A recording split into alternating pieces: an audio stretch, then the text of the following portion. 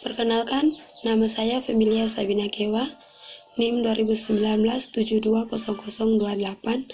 Prodi Pendidikan Guru Skala Dasar, Fakultas Ilmu Pendidikan Universitas Tribuana Tunggadewi Malang.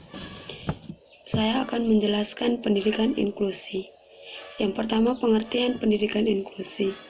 Pendidikan inklusi adalah bentuk penyelenggaraan pendidikan yang menyatukan anak-anak berkebutuhan khusus dengan anak-anak normal pada umumnya untuk belajar. Pendidikan inklusi merupakan sekolah untuk mengakomodasi semua anak tanpa memandang fisik, intelektual, sosial, emosional, linguistik, atau kondisi lainnya. Yang kedua, tujuan pendidikan inklusi. Tujuan pendidikan inklusi yang pertama, tujuan yang ingin dicapai oleh anak-anak dalam mengikuti kegiatan belajar dalam inklusi. Yang pertama, berkembangnya kepercayaan pada diri anak, merasa bangga pada diri sendiri atas prestasi yang diperolehnya. Yang kedua, anak dapat belajar secara mandiri dengan mencoba memahami dan menerapkan pembelajaran yang diperolehnya di sekolah ke dalam kehidupan sehari-hari. Yang kedua, tujuan yang ingin dicapai oleh guru-guru dalam pelaksanaan pendidikan inklusi.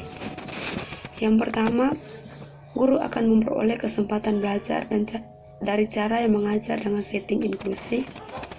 Yang kedua, terampil dalam melakukan pembelajaran peserta didik yang memiliki latar belakang yang beragam. Yang ketiga, tujuan yang akan dicapai bagi orang tua antara.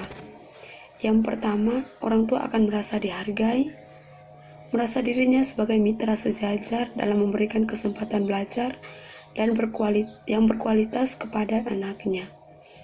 Yang kedua, mereka secara pribadi terlibat dan akan merasa keberadaan menjadi lebih penting dalam membantu anak untuk belajar. Dan yang keempat, tujuan yang diharapkan dapat dicapai oleh masyarakat dalam pelaksanaan pendidikan inklusi.